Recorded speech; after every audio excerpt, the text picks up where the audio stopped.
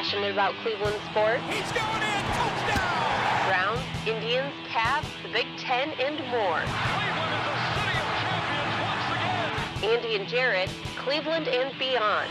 Swinging it line to deep right. Here are your hosts, Andy Billman and Jared Watson. Oh, everybody. I'm depressed. Andy's probably depressed. This is Andy and Jared, Cleveland and beyond. And we're going to recap this absolutely atrocious display from the Indians in the ALDS against the Astros that ended far too soon, in my opinion, and I'm sure Andy's as well.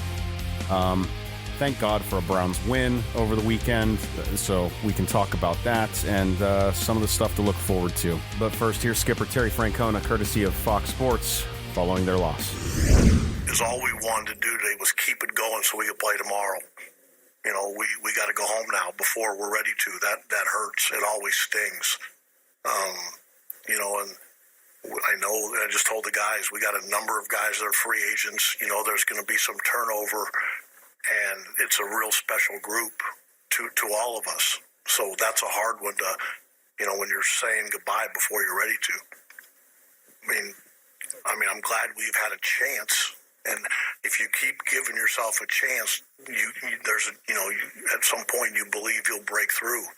We haven't been good enough to this point. Nobody's going to quit trying to get better.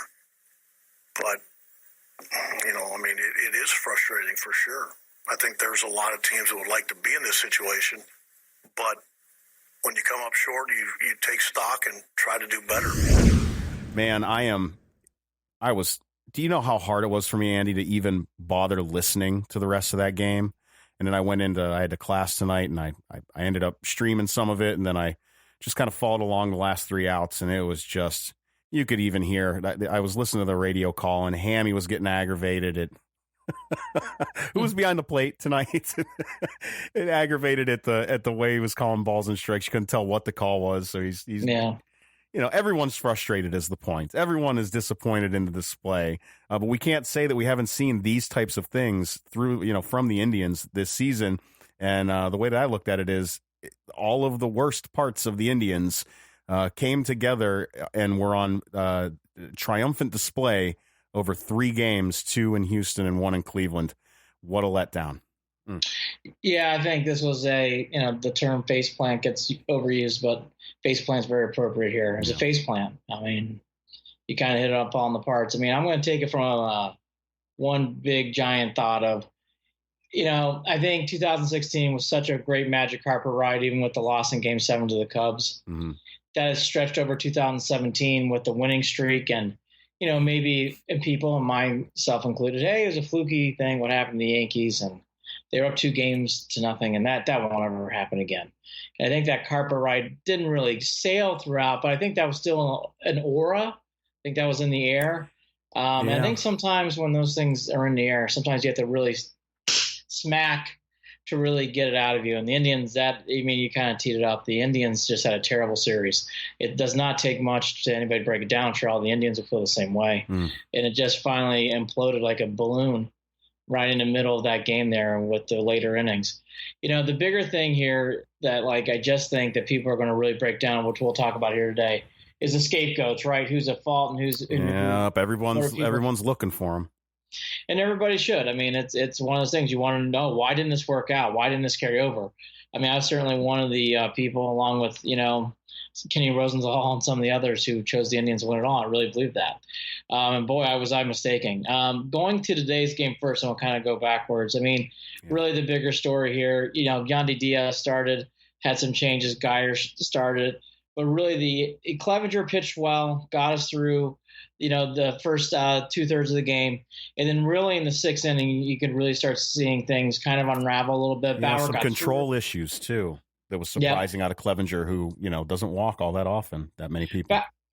Clevenger really did a nice job, but he labored through 5 2/3, I think it was.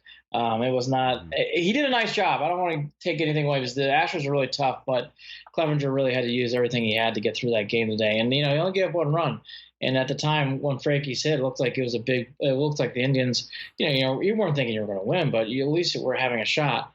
But you could tell a little bit in the 6th inning with Bauer. He gets out of it, figures things out. But even then, you're like, okay, maybe that was the inning we needed. And now with the Frankie home run the inning before, and with Bauer on the mound, here we go. And then the defense really showed its head. I thought the defense really kind of triggered today's events. Just bad throwing the ball around and all on Bauer. And Bauer's usually a pretty good glove. Yeah, Bauer's had he's a great fielding pitcher, and did he have 2 errors today? 2 errors, 1 inning, and he's had a total of 5 in the playoffs in postseason baseball, I believe, as well. Yep. And I mean, when you can't give extra outs out, and from there we don't need to break it down. The one thing I'll take away from this: every time the Astros had something to hit that was a mistake, they hit it hard. I mean, it just wasn't just like a single; it was a home run in the far seats. They really pounded the ball in the series, especially Bregman and certainly Springer today. 8 total home runs in 3 games, and only one of those was the cherry on the top, that 3-run shot. The rest of them were solo shots. Yeah. So going back to Bauer in a second, he did not have one of his better playoffs series. Obviously, he just really struggled. Whether that's because of arm length, meaning did he get enough time to stretch out his arm after he got injured? Was it because of the bullpen situation? Look, people can go back and forth. It didn't work. I mean, at the end of the day, it didn't work. It didn't work in game 1. Right. It didn't work in game 2. It didn't work in game 3. There's 3 opportunities to see this Bauer experiment. It just didn't work out. So that just failed. Cody Allen, which I did see improvement at the end of the year, he did not have another great day on the mound. He really struggled. I thought Miller had one good at bat. I thought he had a weird appearance at what maybe Hammy was talking about, so I wasn't listening to him. Miller kind of had a weird at bat with the next batter, and that really just kind of opened it up. But again, it didn't matter. You could feel the floodgates coming in. Well, it felt weird too when you talk about Bauer in the pen. Then they were also it's unsettling to hear the comments prior to the game, which were, if we don't use Bauer today, we're going to start him game 4. And hearing those comments go around that doesn't feel. It doesn't give you the warm and fuzzy, just the idea of the whole thing. Well, if we can avoid using them today, like, you're not going to avoid using them today, because it takes everything that you've got to win today. And that was their plan. And if it didn't work, well, it didn't work, and it blew up in their faces. Yeah, I mean, the defense, again, really lacked in Bauer. And again, the Bauer experiment on the bullpen did not work. I'm not saying that was a crazy idea, because I think part of it had to do with his injury that happened in September and him coming back into pitch. So it failed. It failed all the way around. And then to get to the glaring half, and we'll talk about this more as we wrap up the series, about the bats. Again today, Kipnis finally got a hit. Donaldson did nothing. I love Jose Ramirez. He's one of my favorite Indians, but boy, did he have and he knows it, no hits again in this series. That's going to really hang with that poor kid all year, and it should. He's got to step up in these situations. He's a 3-hitter, and he just never got anything going in this series. I mean, nothing. I mean, hit pop flies, just. Well, no, you're really talking struggled. About Lindor, Brantley, Ramirez, Encarnacion, and Donaldson hit for a combined 8 for 51 with 13 strikeouts and a whopping 157 batting average. That is awful. And we talked about it prior to the series. If they didn't show up, you're not going to be able to hang with a team that can hit like the Astros. Yeah, I'll take Lindor out of it. I think Lindor ended up hitting like 300 for the series. So I thought Lindor actually had a pretty good series towards the end. He had a hit in game 2, and he had several hits today. I thought Lindor actually played pretty well. I'm not going to get too much on him. But Ramirez, yes. Donaldson, yes. Edwin and Encarnacion, yes. None of those guys hit. And, they're going to have to talk about that next year. Brantley's not coming back probably. So we saw his farewell. And Brantley didn't really play that great, to be honest with you, either. No. So it isn't like – I mean, the bigger thing is going into next year, and I really want to hit Kluber and Bauer and a couple more other things. Going into next year, there's going to be some changes now. So I think 2016 is finally dead. 16 tonight, finally dead. That was dreams and hopes and positivity. I think it had to end tonight. It's not a complete teardown, but it's definitely, and it goes back to, I think, Andy, they need to find an identity. And I think they lost that from 2016. Yes. They have struggled to find their identity and who they are. And they had no There was no one taking charge. There was no leader. It was, I don't know. I don't know what to do with my hands. Is what it was. A bunch of Will Ferrell going on with the team. Yeah, the one thing that I gave the Indians too much credit for, I thought they were being clever, and they weren't. They were actually hiding deficits. That's what I learned in this series. I thought, I like everybody else, I'm like, oh, they're being clever. Move Kipnis to the outfield. Put Donaldson in third. And what that was really covering up is we're a hitter short. And we're hoping Donaldson does it. And by the way, none of it happened. Donaldson, Ramirez, or Kipnis didn't hit. There was a lot of things that they were hiding throughout these last few years. And the bullpen especially, they had no idea what this was going to be this year. But Andrew Miller had a couple good at-bats tonight. He hasn't been the same. No. I mean, he really – and he's not – and I doubt – he knows it. And he knows it. I doubt he's coming back. And again, I want to reference this in some positive ways. Michael Brantley was a fantastic Indian. Yeah. Had some really big moments. Would not have gone here without him this year. And it was great to have him healthy. Yes. It really was. Andrew Miller in 2016, I will never forget. Mm-hmm. The Miller time, that trade, the excitement of him coming out of the bullpen. He was tremendous in 16. And Cody Allen was great in the World Series. I will never forget those moments. With that said, Miller and Allen had those days in 16, and boy, they looked not 2, but 5 years older this year. Right. They just did not play well in big spots really all year, and it really reared its ugly head. The one thing that I want to get back to now that I thought really set the tone for the series is Corey Kluber starting game 1. Because in game 1, the game was going along, and even with him hitting some batters in the second inning, it was 0-0 in the fourth. Yeah. So you're feeling pretty good. You can feel it's a pitcher's duel, and I really thought Kluber starts set the tone for the series. It really unraveled, and I never felt good about the series since the fourth inning when he gave up that home run. And that's sad to say, but it's true. Mm-hmm.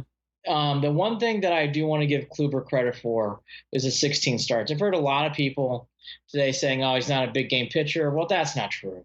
In 2016, Kluber was fantastic in the playoffs. He beat the Red Sox, the Blue Jays, and he won 2 games, not 1, 2 games in the World Series that year in 16. But again, the official motto is 16's dead, right? Well, 16's dead. 17 was not good for Kluber, right. And this year was even worse. Right. It's not fair, but it's the truth. He is the ace of this staff at the end of the day, and you have to lean on your ace. And Jarid, he did not play like an ace this year or last year.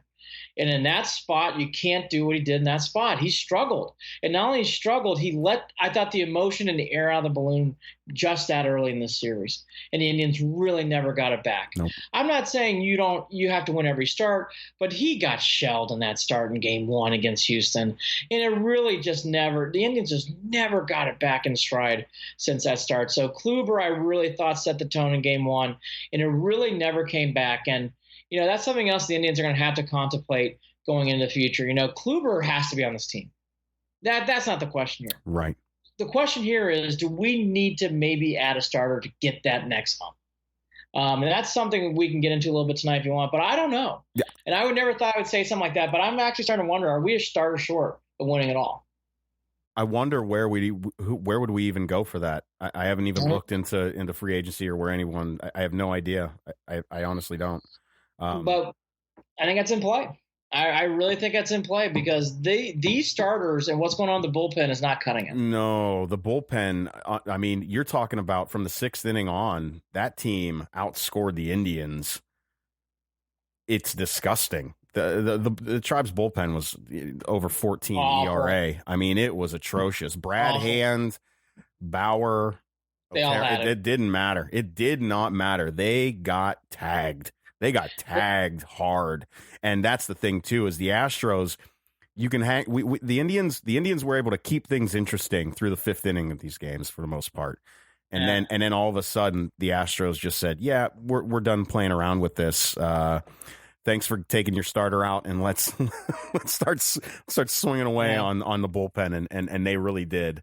And that's why I bring up the starter, because I don't know if you have the money or the parts to get all these bullpen pieces. I just don't know if that's capable, but maybe a trade or two to get a starter in there's possible, or bullpen. They have to do something.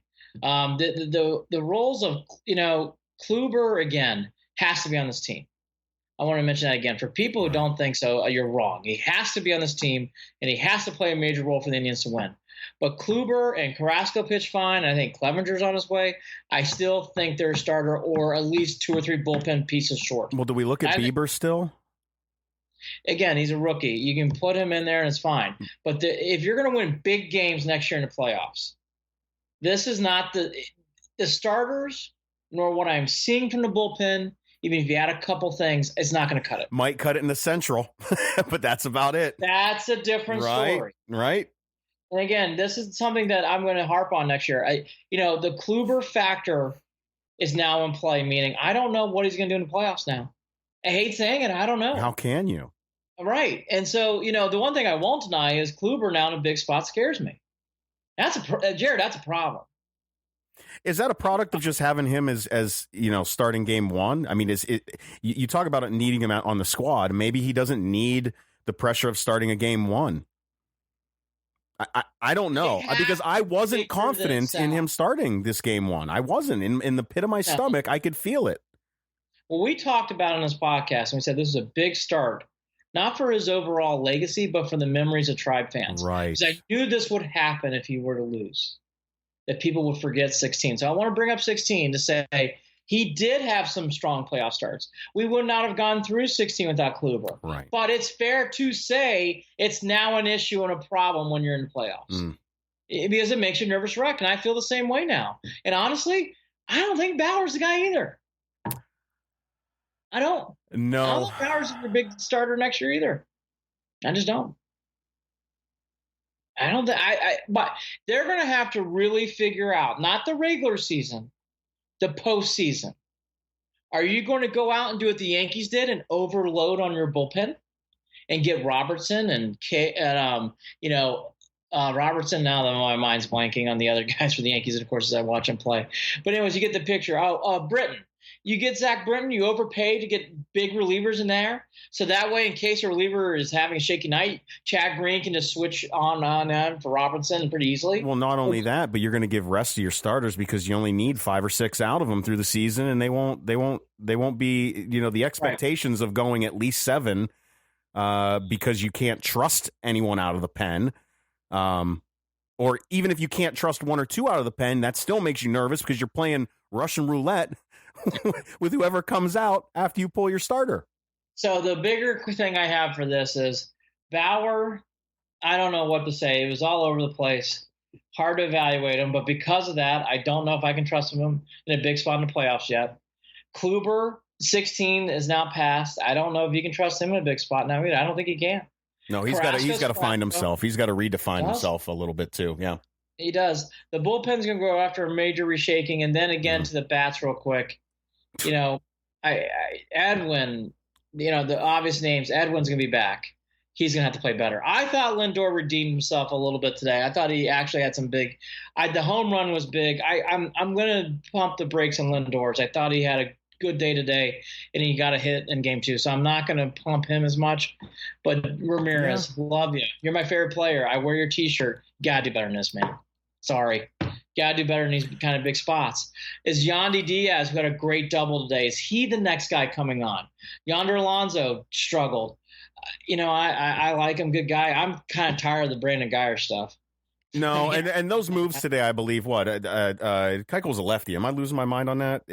Those were standard moves to have those guys out there today. Even then, Guyer, thank you for 2016. Goodbye. Roger Davis, thank you for 2016. Goodbye. Yeah.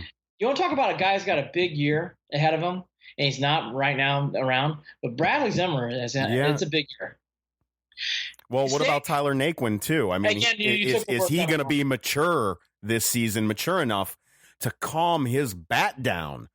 Yeah. He looks like a kid on ADHD medication sometimes, or not taking his medication in that batter's box. He needs to chill. He's a sucker for pitches that are out of the zone, especially pitches up. And I don't know whether him, not playing a lot this season and dealing with the injury I don't know if you can expect anything different next season from him. It's at least, what are you going to get? I don't know. Jan Gomes ended the year strong. I thought actually he didn't have a horrible series. Right. So I'll give him a pass here. Roberto Perez, another one. I don't know how much longer. He really struggled this year, so I don't know how much longer I can go with him. I know he's Bauer's guy. So all in all, what we're kind of alluding to is big changes. Brantley, probably not coming back. Miller or Allen, I would be very surprised if either one of those guys come back. Right. And even if they did, I don't know if they're the same players we talked about in 16. So those are major changes. And again, who is the true ace in the playoffs? I don't know. The only thing I could think of was Carrasco. Can you say Carrasco looked better than I? He's a good 2. And that's a good compliment. He's a great 2. Clevenger's a good 3. Who is your real big set-the-tone pitcher in Game 1? I don't know if it's Corey Kluber anymore. Who the hell knew it was going to be Verlander for the Astros? You want to talk about a game that I thought the Indians were gonna tag someone? I don't know. That's a guy that has a history of getting batted around by the Indians, and he's like reborn. I know. I would say for everything that I saw this year, the biggest thing I'm surprised about is Kluber, what he did in Game 1. I was stunned, only because I knew what he did in 16, and I thought he would never do that again. But I do think a little bit of this is mental, and I do think the Indians will be back next year because they have the talent and the team around them to do it. And I think it's going to be interesting to see what he does. The other thing, too, real quick, and then I do want to touch on the Astros fast, is, for people who think he can fire Francona, well, you won't hear that from me. The guy's a great manager. Oh, no. He did have a tough series, but I'll be truthful with you. I think anybody would have had a tough series.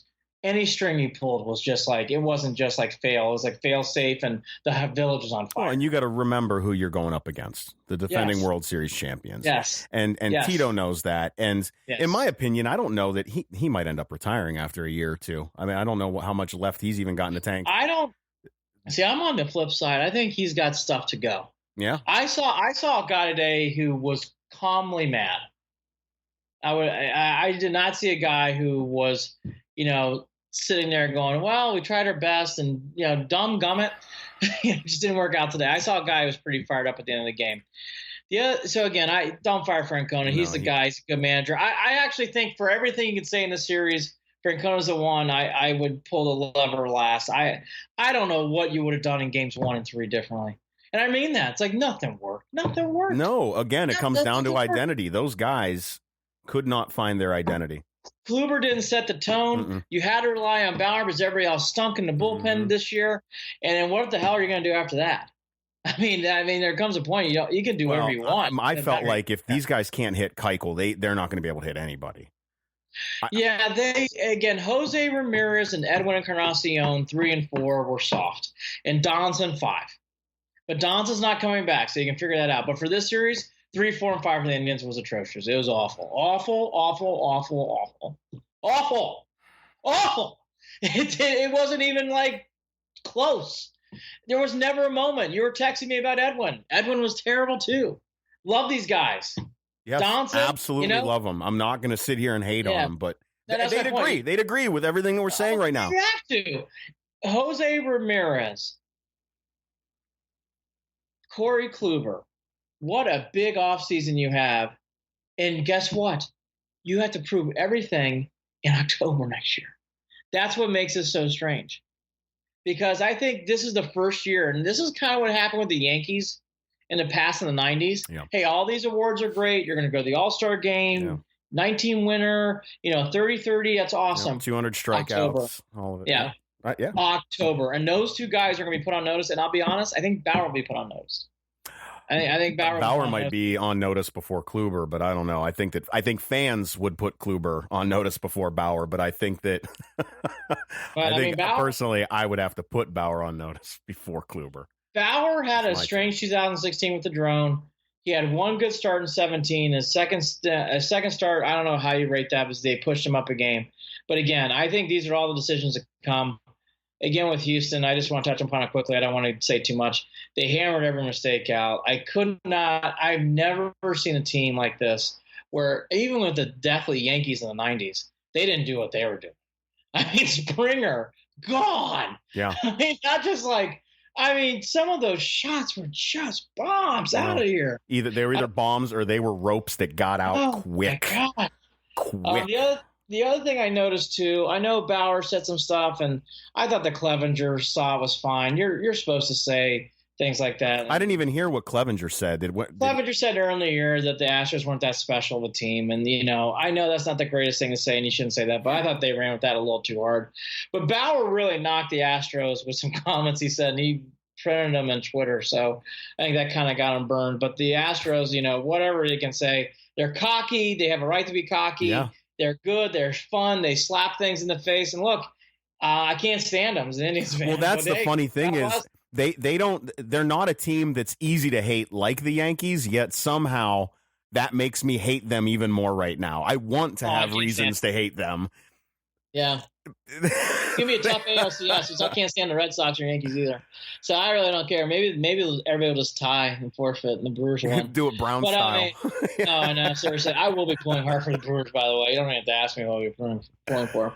But that's the Astros. And again, the bigger things in this series, Kluber Game 1 tone was terrible.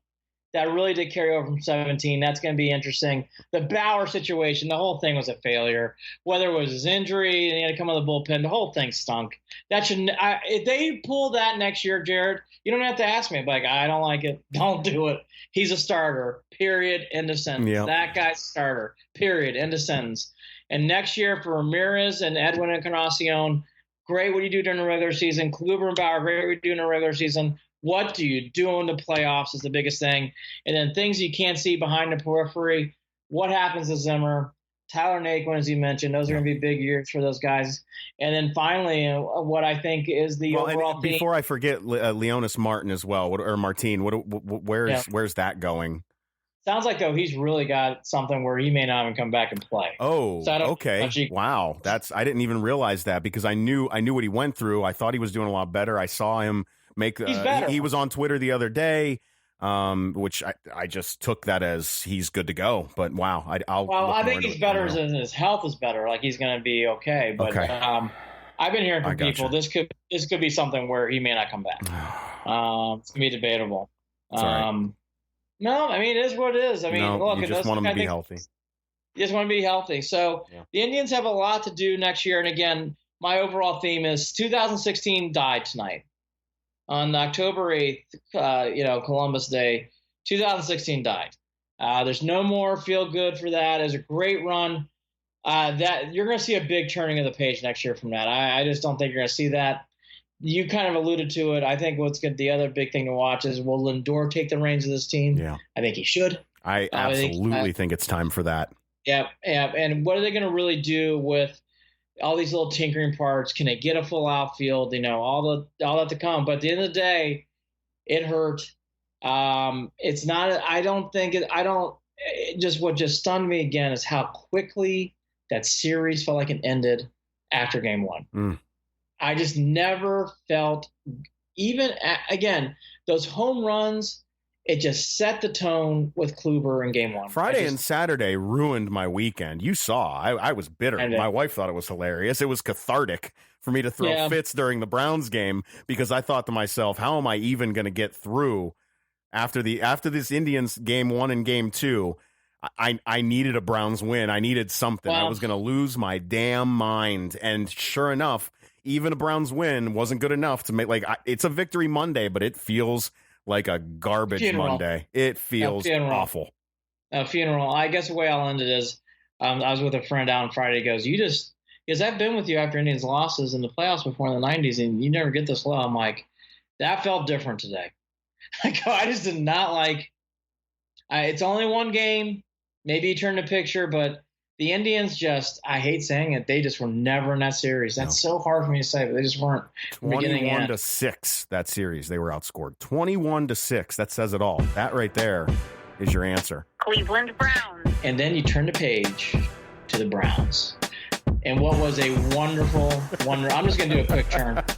It was so much fun. Let's just turn that. Yeah, let's be done with it. Let's be done with it. Let's wash it. Let's exercise the demons and be done with it. Like a good toilet flush. Yes. Let's just do a double flusher and get on to the Browns and Ravens. And then we had a wonderful event on Sunday. These games, I just want to get an overall picture, and then we should get in the game. Yeah. These games are great. It's getting picked up not just locally, but nationally. Oh, yeah. Jim Rome, America's team, the Browns. It's amazing. This team is really picking up a lot of energy and all that. This is the third overtime game this year. 2 of them went right down the final seconds. Obviously, one ended in a tie with the Steelers. These games are just unbelievable. But what a great, exciting, thrilling game. You don't say these words unless you win, but the Browns did win. Thankfully, it looked like at times that was questionable, but what a gutty performance. And I'll lead off with this. Kudos to the defense that really set the tone throughout the whole day. Bend, don't break. Bend and don't break. And, I want to give this guy his due before we get to Mayfield. Denzel Ward is a star. Yep. He is a star. Just a star. I would have been so impressed by him. He is really the first cornerback that I've seen on the Browns. I know we had Minifield and Dixon, and those 2 guys were wonderful, but they're more of a tandem. This guy really just plays all over the field, and you can feel his presence on the field. It's interesting. I think he's actually, in a way, he might be better than Myles Garrett. And I can't believe I'm saying that, but I'm starting to already get that vibe. It's like, You know what it was for me on Sunday? That you want to talk about Taylor, like just the perfect timing. Red zone, interception, Denzel Ward. Right there, that was it. That solidified it for me. This dude, he cut in front of that ball. It was just timed perfectly the way that he took that ball away, and the kid, and he blocked the field goal as well, didn't he? Yes, he did. He had an unbelievable day. He got after the Agua tip, he intercepted the ball, which you're alluding to was a big play. Yep. He had the block kick, which is a big play. He just felt his presence throughout the game. Even when he wasn't making plays, I think he had 1 missed tackle was the only time I really saw something where I was like, the whole team did have struggles with some missed tackles. That was something that stood out to me. No, they did. And by the way, I think I'm starting to go along that way. Like, that's going to be part of it. Yep. The one thing that the Browns kind of got lucky with, I thought, if the Ravens would have run the ball more, I think that would have been a little different of a result. But they didn't. For whatever reason, they chose not to. And when the Ravens went back to the running game late, the Browns defense did stand up and really shut it down. Yep. So in fairness, later in the game when they started going back to it, the defense wasn't having anything a part of it. The other flip thing is Baker Mayfield, who had the biggest drive of the end of the second quarter, because the Browns really needed something, and he gave them so much momentum. And then, of course, we had the missed extra point, which we'll get to. But, great job by Baker. I really love that drive. I thought that said a lot about him, it's almost like he knew, like, hey, it's 3-0. We got to do something. We got to get this thing. He is not afraid of the moment. Yes. He is unshakable in the moment. Yes, and he did a nice job on that drive. Duke Johnson played well in this game too. He, you were kind of mentioning him in the last podcast. Yep. Well, Duke Johnson had a lot of plays in this game. They obviously listened to our podcast because he had a lot of clearly he had a lot of big plays. You felt his presence. He did. No, absolutely. First time all year, you felt Duke Johnson's presence in the game. Yeah, he averaged. I mean, he was 7 yards per carry. Yep, 5. I mean, the whole team, they rushed for more than 100 yards, so that was nice. Carlos Hyde was a great workhorse. Yes. Nick Chubb kind of disappeared this week, but that's fine. He didn't get many carries, but it just wasn't there for him. You know what though? David Njoku, at moments, if he can get a little more consistent, I know you're not a fan, but you're at a point now with the injury to Higgins where he might end up sliding into the slot a little bit. They need Njoku to catch the ball in the next couple of weeks. But I got you, though. I mean, we had 2 other tight ends make receptions during the game. Here's Njoku for me in a real quick line. He's either on or off. Yeah. When he's on, he will have a drop or 2, but he'll make plays.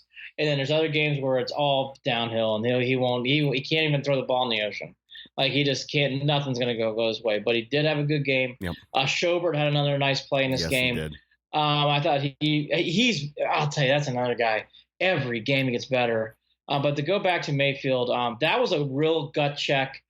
The Steelers defense, so-so. Saints defense, not really. Jets, their defense is okay. Raiders didn't have really good defense. So this is the first, I'd say, legit good defense that Mayfield's faced. Yeah. And I thought he gutted it out.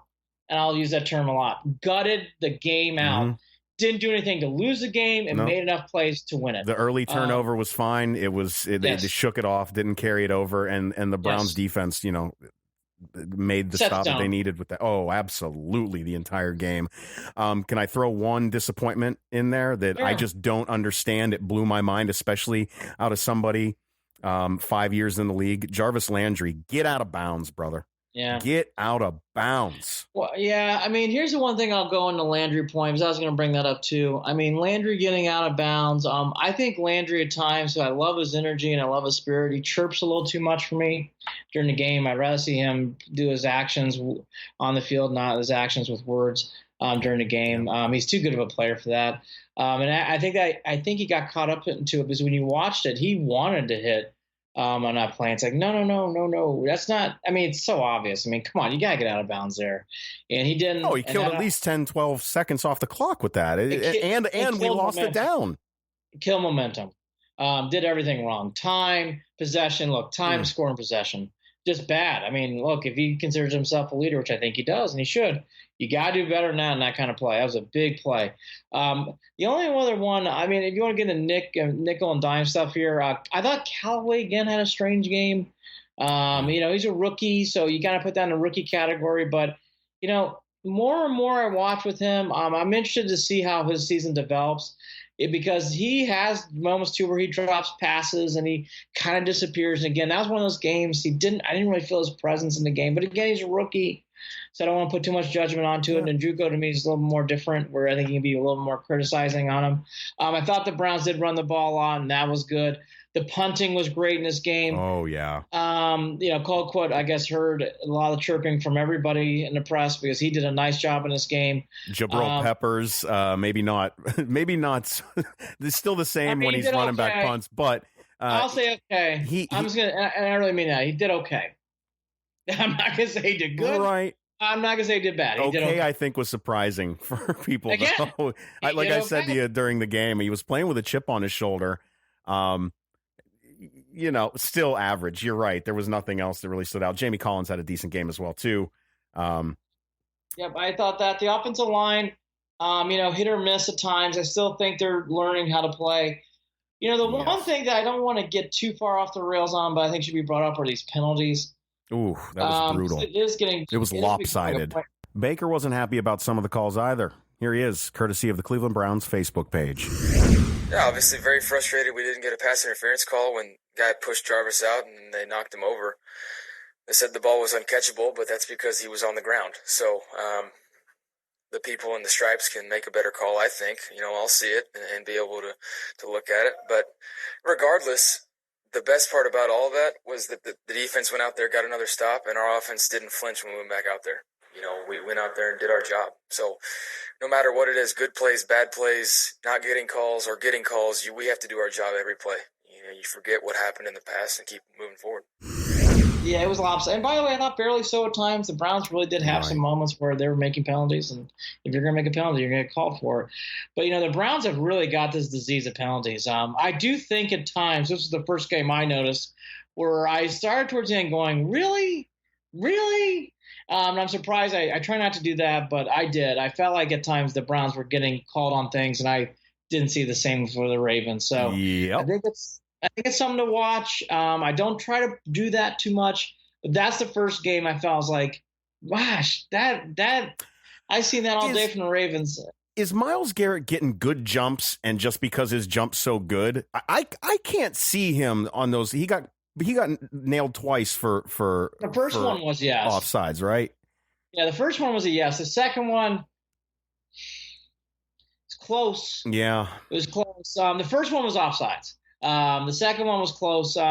He's got to work on that. I'll be truthful with you. He's playing well, but I thought Ogba and the others are really getting the advantage of him. What's weird about Myles Garrett is his actual impact on the game may not be seen at times because he's being double teamed. Oh, he is. Oh, he was.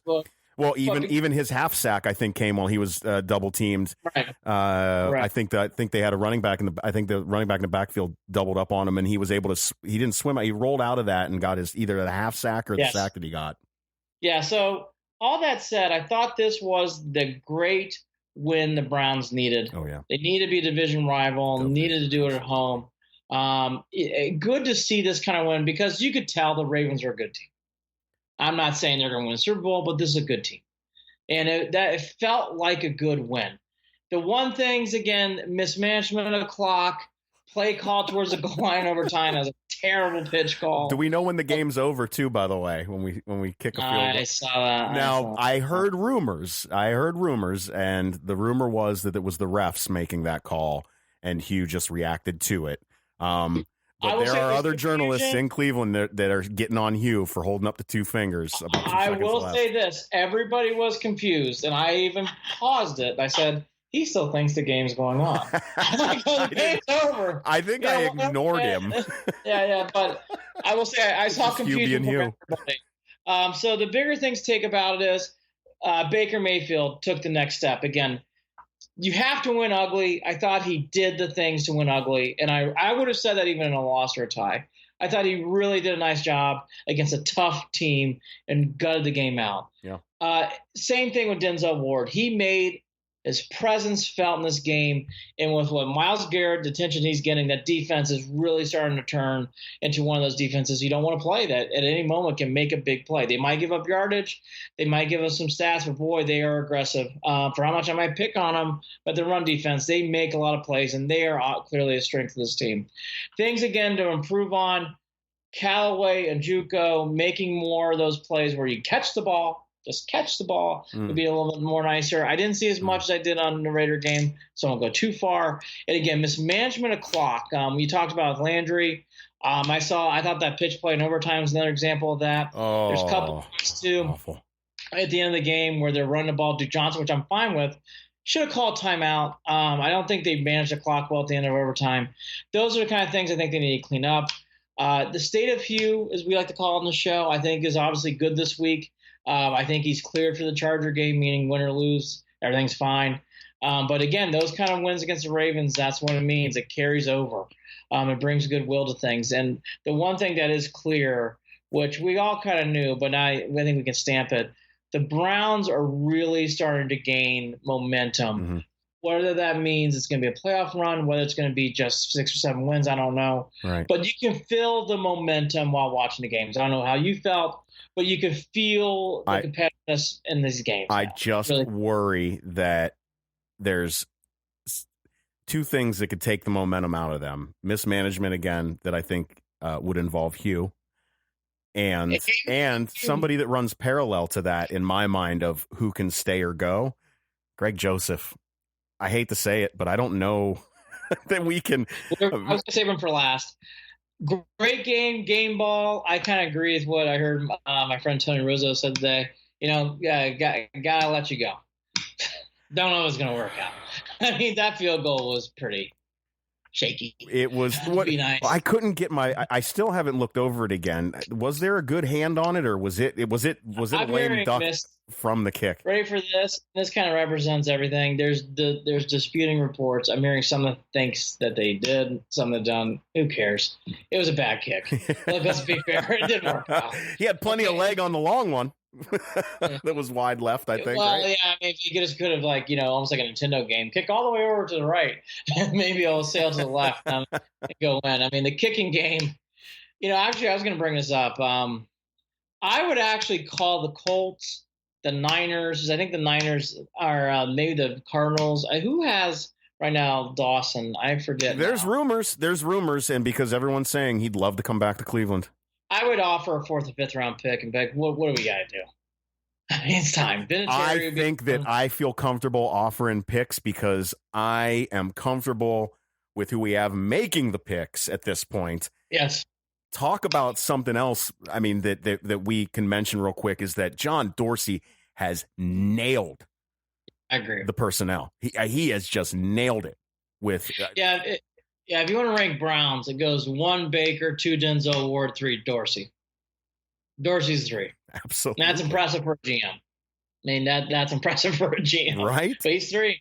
He's definitely 3. I mean, if you want to rank your top 3 popular Browns, I would argue it's one Baker, 2 Denzel, and I can't believe I'm saying this, it's probably 3 Dorsey than for Myles Garrett. We've seen how the impact that guys like him can make when we look at the Cavaliers a couple of years ago, right?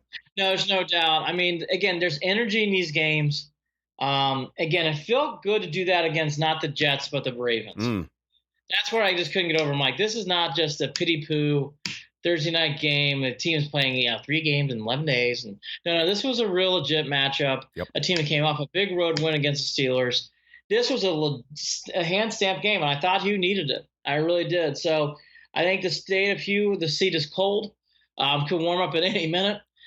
So he needs to keep that going. Chargers are not easy, and after that they got back-to-back games against the Bucs and the Steelers on the road.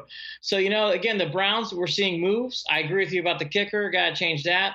The defense just keeps, again, aside from that one Ravens game, they really have. I mean, the Raiders game from 2 weeks ago. The defense has really been stout. Denzel Ward's a star, absolute star. Just can't. I really wanted to mention him first. I'm in awe of him. He's really, really good. And again, Mayfield did enough to get the team victory. Hyde is definitely our lead back. Good to see Duke Johnson. I think it's all about rotation thing. There's nothing wrong with Chubb. Chubb just didn't get the carries this week. That's just how it's going to work, and that's okay. The only thing with this team that I see on offense, outside of offensive line issues here and there, which I won't get into today, I don't think it's fair, these drop passes. These drop passes have got to stop. They're better than they were last week, but they're not. You can stand 2 or 3 a game. Boy, the Browns drop passes. Even the Willie's catch, he fumbled out of bounds. I saw that too. And that that was big time. We needed that was a huge reception. But you're lucky because I'm pretty sure he was carrying that ball on the inside, into the field too. He should have switched arms, I believe, if I'm not mistaken, on that catch as well. Yeah, so I would say those are things to keep your eye on. Oh, and EJ Gaines held his own. Before I forget about that too. So that was good. I was a little nervous about the secondary. No, he played well. I mean, again, the defense did. I mean, you can't really complain about the defense really a whole lot. Special teams is better. I agree with you, but we all agree about the kicker. I would actually sought out to make a trade. I think you're at that point. If you really want to make a push and get people excited, you can't get anything off the waiver wire. If you do, I almost consider you might want to stick with Joseph at this point, which is nerve-wracking, but okay, it is what it is.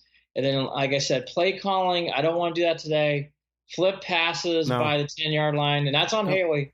Boy, it can't happen. And again, they got away with it. But these are little things to watch. But I will say, again, they probably heard our podcast. They were running the ball a lot, and I love that. I just think that is such a smart thing for this team. How did you think the Browns defense did adjusting to when the Ravens would turn to Lamar Jackson? Because I thought well, there was the first time they brought him in, I believe that there was some confusion on the field and they had to call timeout, so that ruined it. I guess I'm curious as to the future of, and I know this is going down a different path, but how much more of facing Flacco do you think we're even going to have over the next few years? I think he'll be around for a while. Actually, really? I longer than Ben's going to be in Pittsburgh.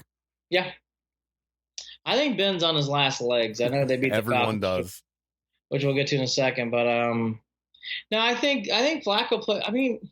See, there's 2 quarterbacks I don't know if I understand the hate. And Flacco and Eli Manning, I don't understand the hate. All those guys do. I mean, I think they lead their teams or get their teams close to victory every time. Yeah. Flacco and Eli Manning, I've never understood the hate. And I hear a lot of gripes from people about both. And Crabtree and John Brown and Willie Snead all had decent games as well. He's got people to throw to. Crabtree is his guy, it looks like. And so. But again, the Browns played well. That's the thing that's ironic. See, Jared? Oh, yeah. They actually played well enough to win. That's what was so great. Like, they affected how Flacco played. But with Lamar Jackson, the only thing I'll say about this is I don't watch the Ravens enough. I got to see more of this. I didn't think any of it looked smooth, but again, I don't know if that was my take. I don't know. Again, it's not fair for me to say, as I heard the announcers were saying that in other games it worked well. I just can't. If everybody wants to know my kryptonite, I can't watch the Bulls and I can't watch the Ravens. I just can't watch these teams. Ratbirds. So whenever the Ravens play, I just cannot watch them. Mm-hmm. So that's how I'll leave it there. But a good win. See if they can follow up with a good win again, because I think after that, you know, I kind of alluded to it. After the Charger game is obviously not easy. Mm-hmm. On the road at Tampa Bay, which anytime it's on the road with the Browns right now, because they're still learning how to win, that's a tough game. Yep. At Pittsburgh, never easy. Then they come back to play the Chefs. So that's a very tough stretch for the Browns coming up here. There is no quit in Mahomes. He is on fire still. Let's go there next. I mean, Chiefs is what I like to say or joke around, the Chefs. Chiefs, Rams. You know, it's early. Some people don't remember that commercial years ago, Andy. I know. I love that commercial. Google it. Spin the magazine. Spin the magazine, great. Right? Googly. Googly. KC Chiefs, LA Rams. I watched. I did not watch a lot of the Jaguar game because the Browns game, but when we went in overtime, I watched the Chiefs game, and I watched a good portion of the Rams Seahawks. These two teams are so good. I mean, it's early, and we've all been known to do this. Call back in December and see where they're at. But right. Those two teams have really pulled away. It's the best two teams in the league, and for both sides, to me, right now, by far and away. And I'll tell you this: they're fast, they're energetic, and they're fun to watch. I love watching both these teams play. Go back to the division real quick. The Bengals had a nice comeback too. Gutting it out. They're doing well. The Falcons, you know, I don't want to spend too much time on this. I think as the weeks go on, Dan Quinn's going to start getting hotter and hotter and hotter in that firing seat. 1-4 is not going to cut it with this team. I don't know how much longer it's going to last. Right. Steelers survived. Now the Browns and Steelers are tied for third place in the division. But I thought the bigger story there, I mean, we all hate the Steelers, so why even glorify that one? Let's go right back though to the Falcons for a second. That is a team I think time starts circling on the radar of how this season is going to go, because it's now 1-4. They've had 3 home games. Yeah. I don't know how much longer it's going to really last with Dan Quinn as a seat there. So I think that's an interesting one to watch. A lot of people have been talking here locally about the Giants because they lost on a 63-yard field goal. For people who haven't seen it, I would definitely take a look. That was an amazing kick. The Giants are just snake bitten right now. They just can't get it again. And by the way, our old good buddy Pat Shurmur 1-4. Right. Same old for us. I was not a big Pat Shurmur guy. I don't know how you felt about him. Nice guy, but just indifferent. Same. I mean, I just didn't. Same thing with Mike Pettin. Yeah, agreed. The other things that really stood out to me again, that we kind of circled with the Bengals, Ravens, and Steelers. We're in one of the better divisions in football again. And how ironic when the Browns become good. The teams all around us are just as good. I don't think that's ironic. I think the Browns play in a really tough division. So something we should keep in mind that I thought was going to happen, and it kind of has. These teams around us, it's only going to make us better for the future, but it's going to make getting into playoffs hard. It's going to make it really challenging because the teams around us are that good. I'm really looking forward to seeing how they look against, with the Bengals. I am. I'm interested to see if they can ever win a road game against Pitt, Cincy, or Baltimore. Let me ask you this. Yeah. Right now, do you think they could win a road game against any one of those 3 teams right now? I honestly do. The big word that they talked about on Sunday was finish. I mean, that was the only thing they cared about throughout. If they can continue that theme onto the road. I mean, I told you earlier, I thought that they'd be able to split the series. This is before I saw how good, talented they could be. They easily could split the series with any of these division teams, and if you could take 2 from one of them, that would be beautiful. I think that they have that ability.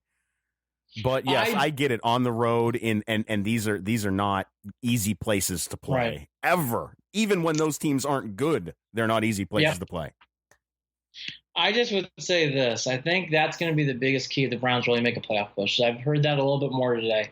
Yeah. I would actually put in those terms. Can you see the Browns winning in Cincy, Pittsburgh, or Baltimore? I think I could. Well, I think I could too with the Ravens. Really? They've done it in Pittsburgh. I mean, they don't get a lot of wins against Pittsburgh, but they've beaten Pittsburgh a few times in Pittsburgh over the past years with those very few wins that they've gotten.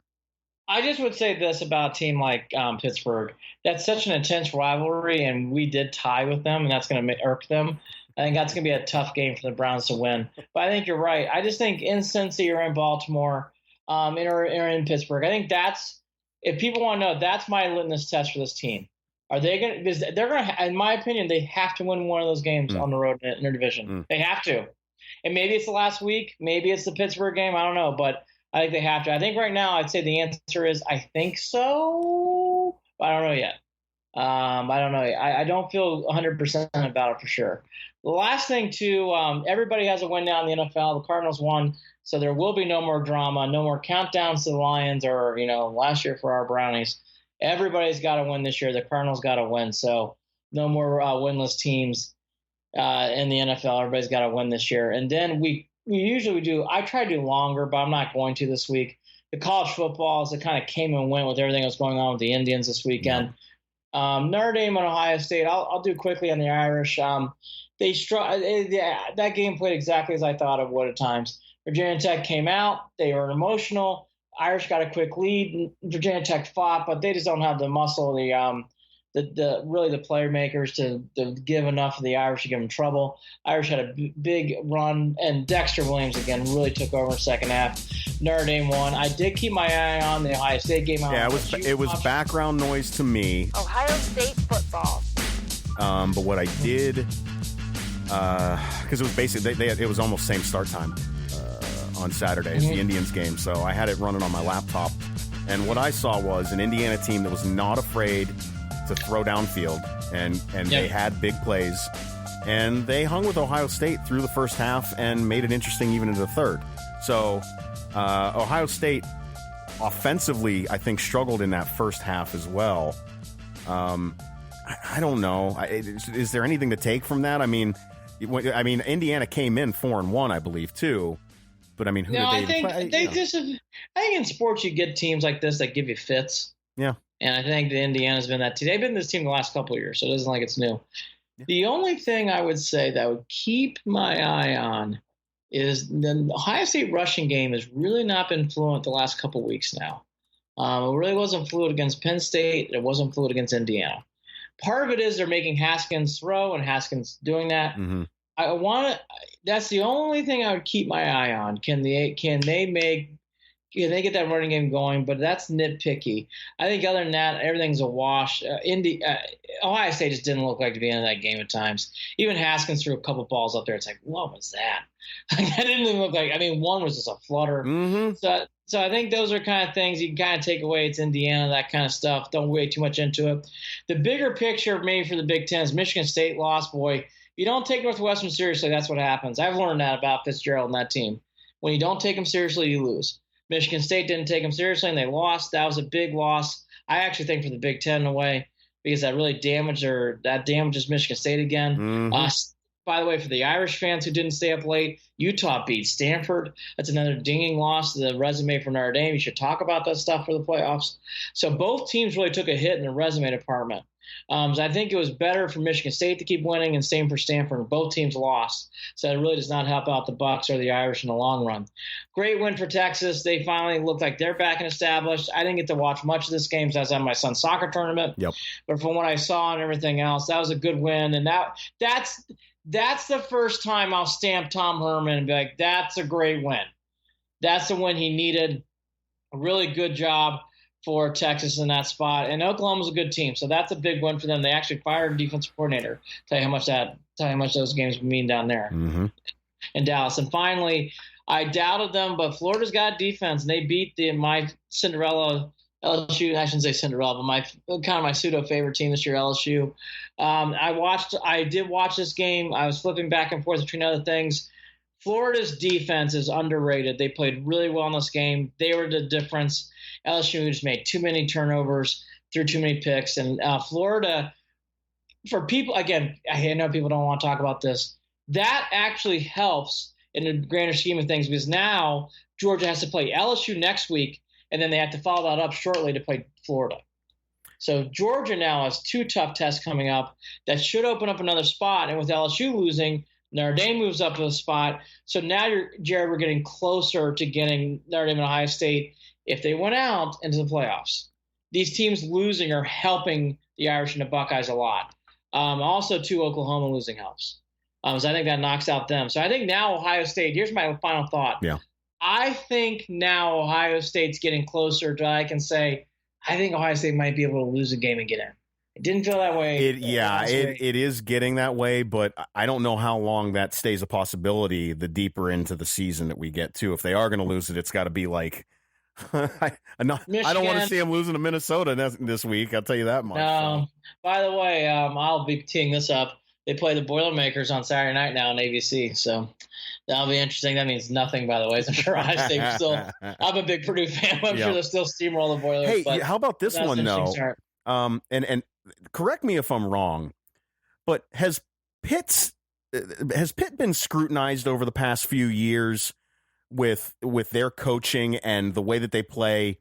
And a lot of Pennsylvanians not happy with that program, yet they seem to be able to win games like they did, surprising Syracuse this weekend. Right? I mean, that was unexpected, I think, for everyone, correct? And they do it every once in a while, which I think is what that program hangs their hat on, is look at us, we can win a big game every now and again. But besides that, Pitt has been, non-existent in the football world. Here's what I would say. Pitt does that. They beat Miami last year. Yep. They have these kind of wins in there. That's a typical Syracuse letdown. They're still a very good team. That's still going to be a challenging game for the Irish. But, yeah, and that's what's great about sports. And, I mean, you can have those kind of games. And that's why I thought Indiana giving Ohio State a game, Notre Dame getting a game from Virginia Tech isn't the end of the world. Because there was a lot, they had big wins. I mean, the Notre Dame, Ohio State wins from the week before were big. Mm. And same with Syracuse. Even in a letdown, you have letdown losses too. They lost at Clemson. Who do you play next week? At Pitt. It's not a sex hangover game. Totally hangover game, and those things do happen. Last few things. We'll get into more about college football next week. I'm just too funeraled out about the Tribe today to get into much more excitement. Good to see the Brewers win. People should check out the videos of Euchre online. I am definitely going to be a soft Brewers fan throughout this. No, I'm with you. Some of the videos of him, having beer poured on him it's Bob's very much a part of that organization. Agreed. I will definitely be having the Major League shirt on and cheering for them hard. They will host the Dodgers next week. Dodgers really flexed their muscles too much today for the Braves, so they move on. Red Sox, Yankees, we'll do more on this because they're playing right now. Good series so far, and actually. Watching the kind of hammer home our final points here. After watching what I saw, now knowing what we know, I mean, Jared, I will conclude, even if the Astros, I don't know, a meteor hits and then the Indians win that series, I don't know if they would be in the Red Sox or Yankees, to be honest with you. Yeah. Now knowing what I know. I mean, it just stinks to say, and I guess that's the final line. In the past few years, in the AL, it's been Red Sox, Yankees, Indians, Astros. Next year, and it's going to be Red Sox, Yankees, and Astros. It is such a strange parallel to both. It's almost like there's some strange cognitive dissonance going on with, the Indians are good enough to win the Central again next year, but you have no idea what that team's going to look like or how they're going to operate throughout the next 162 games and what that's going to play out like. Like, I don't. We went through in the last podcast. That division's terrible. They fired Molitor between now and then. So that conversation goes right back to the same thing. October. That's it. Most disappointing person in the Indian series was? Oh boy. I don't know. Can I have two? I'll let you think. I've got one. My answer. Yeah, go ahead. I've Corey Kluber, because I thought it set the tone for the series. I thought he had a chance to redeem what he did in 16. So I'll go Corey Kluber. This is going to be a personal disappointment because I was hoping this person would come in and give that electricity and help with that identity that I felt was lacking. And it's Donaldson. Yeah. I just thought what we did to get him, and which was even questionable to some. I know the Yankees and Red Sox were complaining about it because of the whole injury thing. But to get him on the team, to know that he was healthy, and to have that bat, and just it was like fool's gold for me. Is what it was. It was fool's gold. I wrote in my notes. I should have brought up. We did not get the Jay Bruce effect this year from Donaldson. No. We did not get that, and that certainly played out. If you had to keep one of these guys, Miller, Allen, or Brantley, would you keep any of them, or would you say sayonara? Ooh, well, it's between Miller and Brantley for me. I think I'm ready to say goodbye to Cody Allen. Thank you. You know, you've been a great help. Great help. But you've been too. To me, he never has been able to get out of the whole. Oh my gosh! Now I'm losing my mind. Oh my, Andy, you're gonna kill me. Well, I'll tell you what. As you debate and remember what your thought was, I think the interesting thing for the Indians, I would actually say, love you, Miller. Again, Miller time in 16 will have a special place in my heart. I'm going to try to buy a T-shirt. Cody Allen could not have gotten to the World Series without you. You know, Kluber, Miller, and Allen could not have gotten there without. They championed this team to the World Series. Yeah. Championed this team to the World Series in 16. Right. Brantley, to me, would be the one guy I would try to bring back because they have two huge holes in left and in right if they don't have Brantley. Yeah. Well, the only reason I would bring back Miller is because I feel like he's still fixable. But you know what? Again, we're going to go right back to Brantley being healthy. And do you really want to lose a bat when you've already when bats are already an issue? I think my issue with Cody Allen is, and some people won't agree with me, is that Cody Allen, to me, at too many times in his time with the Indians, as much as he has been a hero, and this is the same thing for Jose Mesa, that they're almost cut from the same cloth in regard to times where you want to hug them and times where you want to strangle them. And it's that simple. Here's another question. How big is Bradley Zimmer's year going to be? Because you're either going to have Allen or Zimmer playing center. And I don't think you're going to have Brantley, so I don't think it matters my questions. I don't think you're going to have any of those three. So then what are you going to do? Are you going to move Zimmer to left? This is going to be the most biggest. I think the Indians outfield, who I'm teeing up to fans, is going to be the most interesting thing outside of, again, I think they need to either get one big reliever or an ace. I would actually lean towards getting an ace. They need to get something with some muscle in that starting rotation. I think they need one more guy to really push that team over. But going back to a second to the outfield, you know, if you let Brantley go, is it going to be the Chisenhall, Geyer, Tyler Naquin? And that's the thing though too. We know Lonnie. Like, I know. What are we getting with Lonnie? We're not getting anything more than what we with Lonnie. I wanted to tee this question up because people are like, goodbye Brantley. It's like, wow, goodbye Brantley, question mark. I mean, it's a big hole. I would try to sign him if you can. I don't think they will, but I'm just telling you that outfield without Brantley, folks, it looks really thin on paper. Speaking of leadership roles, though, with him being back and healthy, was he just trying to find his way? He had a solid year, but he was quietly solid. I thought Brantley was Brantley. I actually thought he had decent at bats. Jose hit a lot of fly balls, but Donaldson was really bad. You really think about it, kind of what you're alluding to. Donaldson, and then honestly, outside of one hit, Kipnis struck out a lot too. Yeah. And I love Kipnis. I love his attitude. I love his enthusiasm for the city. But Kipnis really had a lot of strikeouts in the series, and that's what really stood out to me. Bad strikeouts. Strikeouts looking at times. There were, it was not good. But I wanted to ask those questions. I think those are going to be the interesting things looming. As I'm hearing everybody like, well, goodbye Brantley, goodbye Miller, goodbye Allen. Oh, but you know how it is though with Cleveland fans. They're all jumping off the cliff at this point. I think. On social media they want to blow it all up. They want to fire Terry Francona. Take a nap. We're the House of Reason. That's why I wanted to do this at the end. I'm the House of Reason. Don't get rid of Brantley as fast as you want. I get Allen and Miller. I get that. I actually would be safely saying, thank you for everything and take care. Yeah. Brantley, I would really hold on to and think about for a second before you say that. Can't get rid of Terry. Got to have Kluber on your staff. Got to have Bauer on your staff. But not for today, but the bigger question, when the Indians, and if they do, and they should, make the playoffs again, who is going to get that game one ace start for the Indians? I don't know. And that's weird to say. I don't know. And I don't even know where to begin to look. Bieber, Clevenger, Crosby, you got a pretty good staff. It's just interesting. I just think these are the things that are really going to have to be debated. And I'm sure they already are with Francona and, Chernoff and Antonetti and those guys. What do you do? Because I'm a big believer. You have to have at least an ace or someone to lean on in these playoffs. You have to.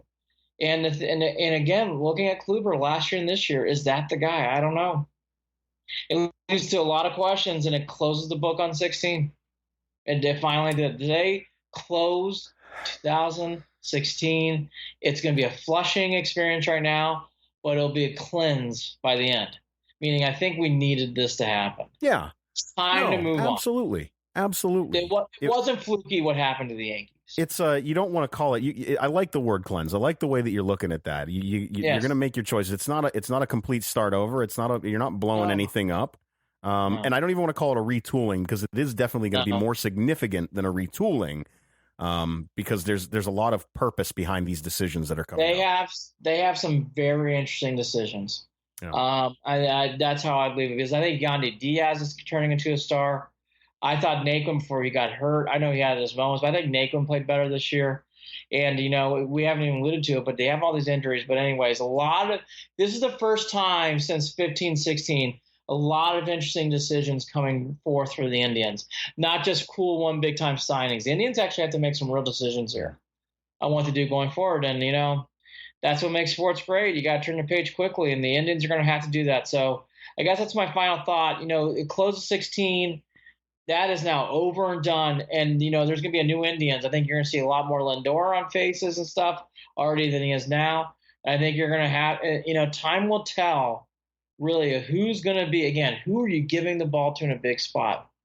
I don't know. We obviously don't know that answer now, but hopefully that answer will be coming around sometime in 19. Boy, need it. We just gave everyone a nice S sandwich with the Indians, starting off with them and ending with it. Okay, last question. What is your final image of this year, Jared? What is your final image of this team?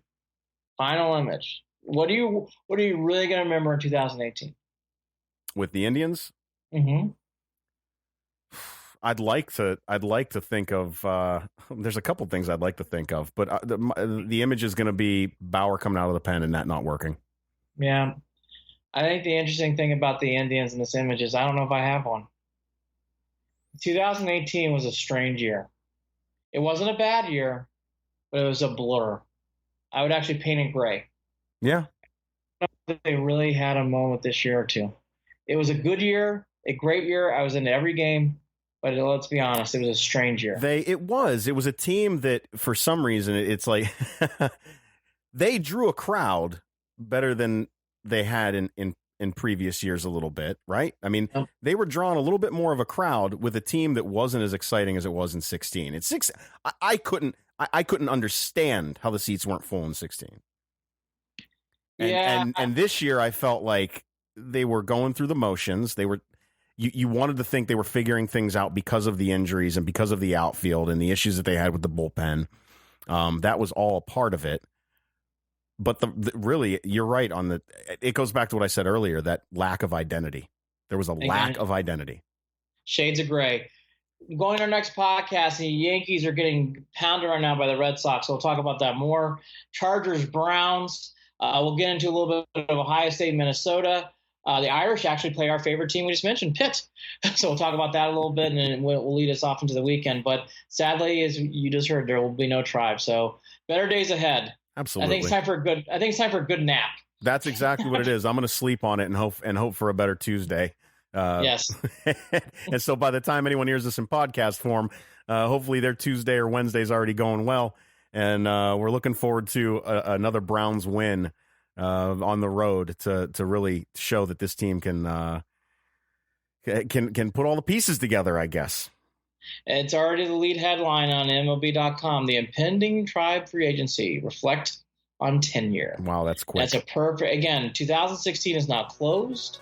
What does 2019 look like? We'll see. It'll be interesting. He's Andy Billman. I'm Jared Watson. This is Cleveland and Beyond. Thanks for tuning in. Take care, everybody.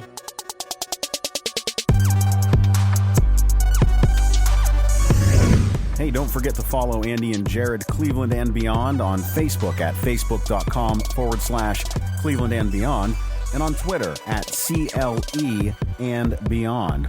That's at CLE and Beyond. On Twitter, you can also shoot us an email, andyandjared@gmail.com. Looking forward to hearing your comments.